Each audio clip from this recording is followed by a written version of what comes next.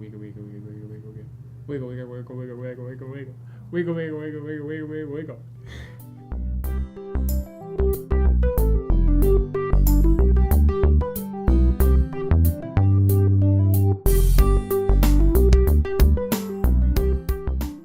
Hey everybody, welcome to Seriously Lighthearted Yoga.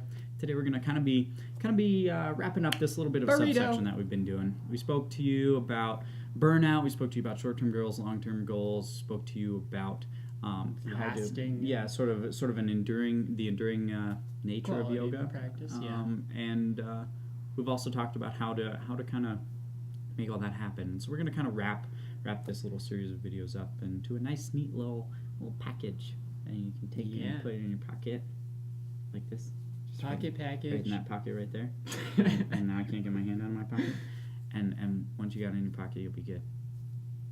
Yeah, guys. So, let's think. Going back to everything we said, write your long-term goal down on that first page. Remember the long-term on the first page of your practice journal. That long-term goal is very much kind of like the narrowing of focus for your practice. It helps you kind of discern between helpful and not helpful short-term goals, short-term practices. Anything you're going to do in the immediate moment is something that, if you are thinking of the long-term, is easier to decide. That being said, if it is still a hard decision in those short-term goals, remember that you can always modify the long-term goal if you think it's a good idea. Remember to run it through kind of your own little filter of discernment there, your own set of reasonings that kind of help you decide everything that's important to your practice. And then that's really why you're writing it down. Is to give you that. We talk all the time about stopgaps in your thought process, and it's to give you that little bit of a stopgap before you erase your previous. It makes it harder to physically erase it than it does to just change the thought in your head and say, "Oh, that's what I was thinking all along." Mm-hmm. But being able to change and modify based on those short-term goals, something that seems like a little more suited to you, is also very helpful.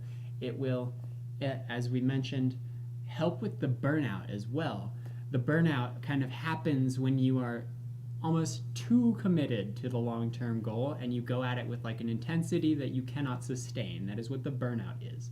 And so take a moment, look at those long-term goals and see if you are maybe too invested in them. If you are, maybe lighten that long-term goal a little bit. Maybe go with something a little closer that isn't quite as intense, so that you aren't sitting down to every short-term goal with the the weight of 20 years ahead weighing down on you.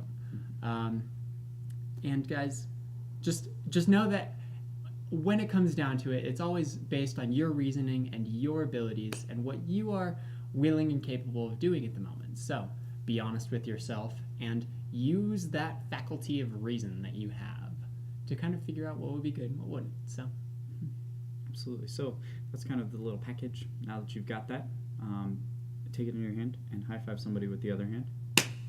I didn't. Yeah, I got it. Good. I'm glad you've got that. Now we've all got it, and we'll see you guys tomorrow.